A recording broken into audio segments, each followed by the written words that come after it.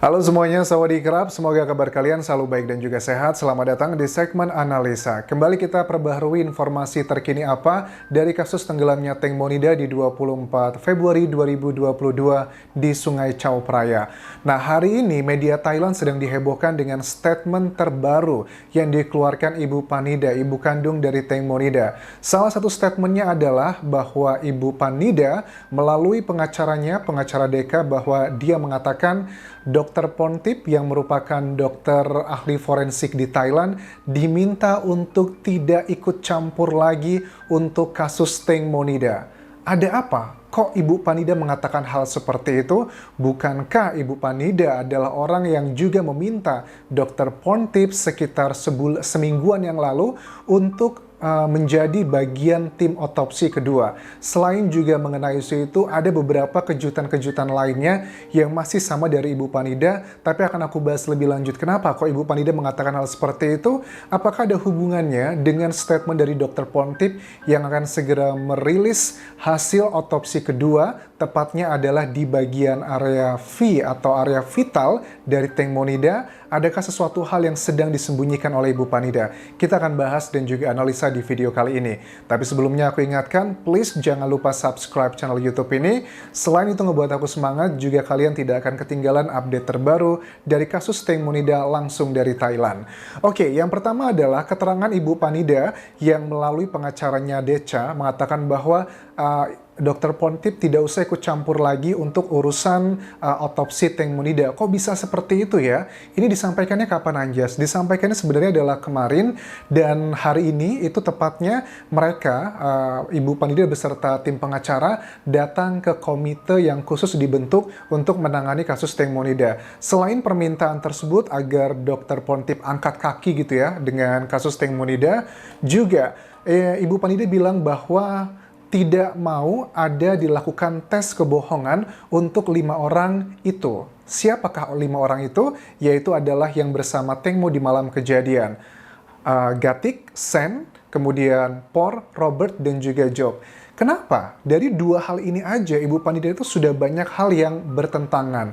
Jejak digital nggak bisa dipungkiri dan nggak bisa dibohongi. Semingguan yang lalu, tepatnya pada saat penghormatan untuk jenazah Tank Monida selama 3 hari berturut-turut di salah satu gereja di kota Bangkok, Ibu Phanida dengan tegas mengatakan bahwa iya, saya mau bahwa Dr. Pontip yang menangani otopsi yang kedua. Bahkan untuk dilakukan otopsi kedua itu juga yang meminta adalah Dr. Pontip. Ibu Phanida. Kesannya kan kayaknya ini kalau aku tangkap awalnya mau, sekarang agak kesan untuk menutupi. Apakah ini sebenarnya hanya sebuah citra aja yang berusaha dibentuk dari Ibu Phanida? Maksudnya gimana, Anjas? Karena pada semingguan yang lalu, pada saat lagi heboh-hebohnya banget di acara penghormatan tersebut kan, media massa Thailand tuh sepertinya sangat mengecam perilaku Ibu Phanida yang awalnya mau langsung mengkremasi karena tuntutan dari orang-orang yang demonstrasi adalah meminta otopsi kedua. Akhirnya diputuskan karena waktu itu Ibu Phanida mengatakan iya dengan membiarkan tubuh Tank Mo tidak dikremasi, kemudian juga dengan diminta adalah Dr. Pontip sebagai dokter yang terkenal kejujurannya di Thailand untuk urusan otopsi, itu hanya untuk menyenangkan hati masyarakat Thailand di tengah tekanan publik yang begitu tinggi. Agak sulit untuk tidak menghakimi hal tersebut karena sekarang kok tiba-tiba berbalik arah begitu. Nah, kemudian juga mengenai tes kebohongan sendiri. Bukankah Ibu Phanida dari awal sebulan yang lalu mengatakan, pada saat Ibu Phanida mengatakan, saya tidak akan memaafkan Gatik 100%, tapi memaafkan Robert dan juga Por dengan 30 juta baht. Terus juga dia mengatakan bahwa ada banyak keterangan yang nggak masuk akal, makanya saya support tim penyidik untuk melakukan tes kebohongan ke 5 orang tersebut. Tapi sekarang, salah satu file data tuntutan yang disampaikan oleh Ibu Phanida melalui tim kuasa hukumnya bahwa juga tidak mau dilakukan tes kebohongan untuk ke 5 orang tersebut. Ini gila nggak sih? Oke, ini sebenarnya beritanya kemarin, tapi hari ini jam 2, aku buatnya sebelum jam 2 siang hari ini, jadi Ibu Phanida masih belum menyampaikan secara langsung, tapi sekarang sedang siap-siap untuk menyampaikan tuntutannya secara official ke komite yang khusus ditangani untuk menangani kasus Tank Monida. Oke, kemudian begini, kalau aku analisa ya, kenapa kok Ibu Panida meminta Dokter Pontip angkat kaki, itu yang pertama. Kedua adalah tes kebohongan, itu yang kedua. Yang ketiga juga adalah tidak mempublikasikan hasil otopsi. Ini juga aneh banget, bukankah kasus ini sudah dibahas oleh media nasional Thailand dan juga negara-negara ASEAN? Tapi kenapa kok tiba-tiba di tengah keterbukaan kemarin-kemarin hasil otopsi dikatakan A, B, C, D progresnya, tapi hari ini Ibu Panida bilang nggak usah dilakukan publikasi otopsi Teng Monida. Apakah ada hubungannya dengan statement terakhir dari Dr. Pontip yang menyatakan bahwa sudah hampir selesai melakukan verifikasi dari luka-luka Teng Mo, tapi masih ada bagian lainnya beberapa, misalnya di area kemaluan Teng Monida, yang lagi dilakukan proses otopsi dan juga laboratorium. Apakah sebenarnya gini ya, aku nggak tahu nih, ada dua kemungkinan. Coba kita bahas dua kemungkinan ya.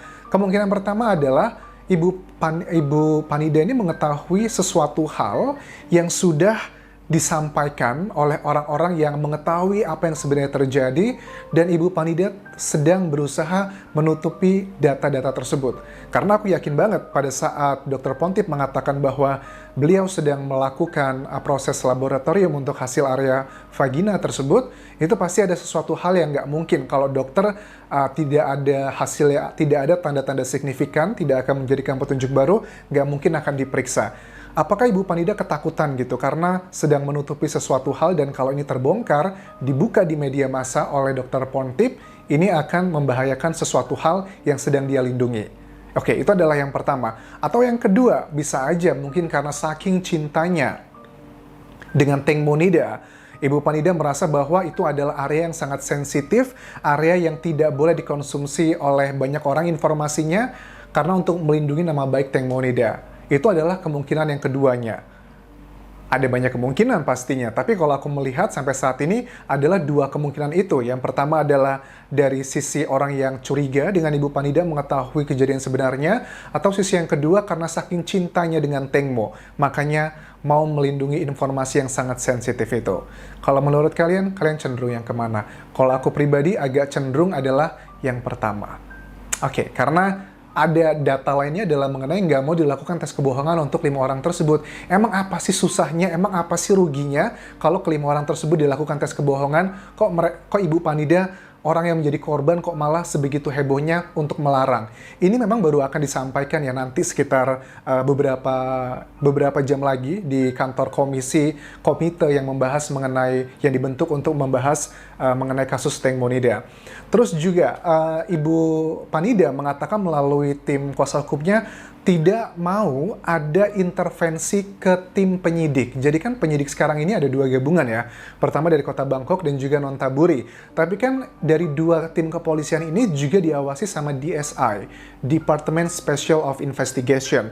Terus juga hak asasi manusia, departemennya juga mengawasi. Terus juga ada komite khusus ini. Sama juga Dr. Pontip lah, karena beliau juga punya nama besar di Thailand. Jadi ada 3 lembaga yang mengawasinya, dan beliau mengatakan, Ibu Panida, bahwa saya meminta bahwa untuk selain dari kepolisian yang berwenang, jangan intervensi dengan kasus ini. Oke, menurut aku aneh ya, seorang ibu kok seperti... Oke, aku agak berusaha untuk membuat ini lebih halus gitu kan ya.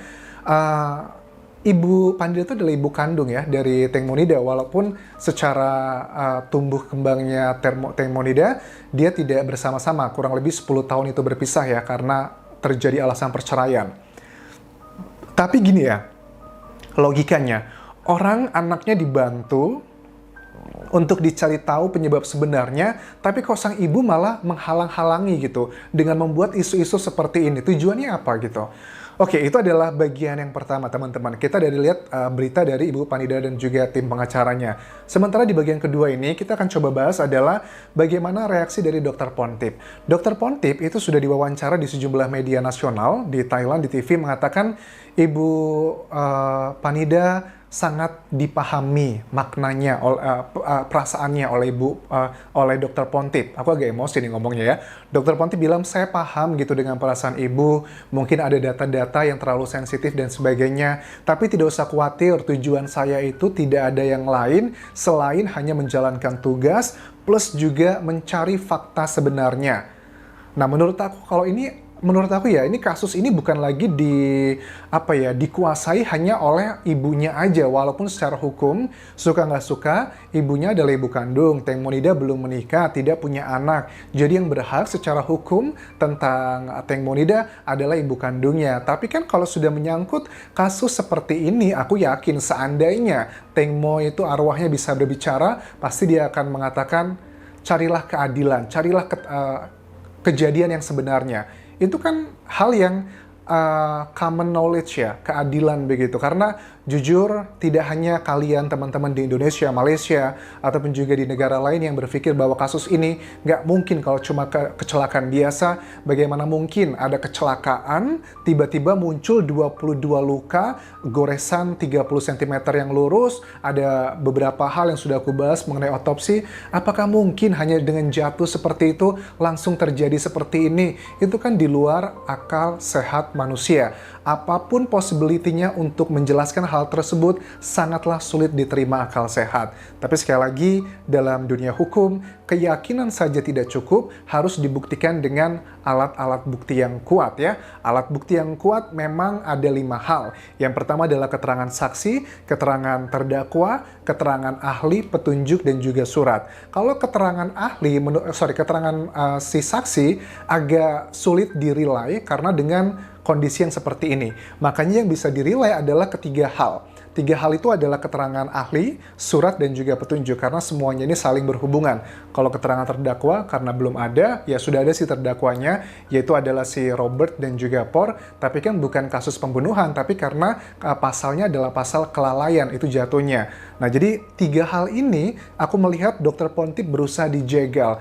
Awalnya kalau yang menjegal itu adalah tim penyidik, kayaknya agak sulit ya untuk melawan kalau secara hukum dan juga di media massa agak sulit. Tapi kalau yang menjegal ini adalah ibunya, nah ini kan ada bagian-bagian yang aman-aman, tapi kalau ibunya yang ngomong langsung kan, oke, kalian tahu lah apa maksudnya kemana gitu. Karena suka nggak suka, ini nggak cuman pertandingan antara si dugaan yang jahat dan juga pencari keadilan, tapi juga ada lembaga-lembaga ya misalnya kepolisian atau lembaga tertentu yang sedang saling berperang juga untuk mencari nama atau menjatuhkan, karena kasus ini tidak hanya sekedar mencari keadilan ataupun juga kebenaran, tapi juga ada banyak hal rentetan yang akan aku bahas di video berikutnya. Aku rasa itu yang bisa aku bahas untuk video kali ini. Jangan lupa tinggalkan like, tinggalkan komen, dan juga subscribe channel YouTube ini serta follow Instagramku di Anjas di Thailand. Kobun kerap semuanya, bye-bye.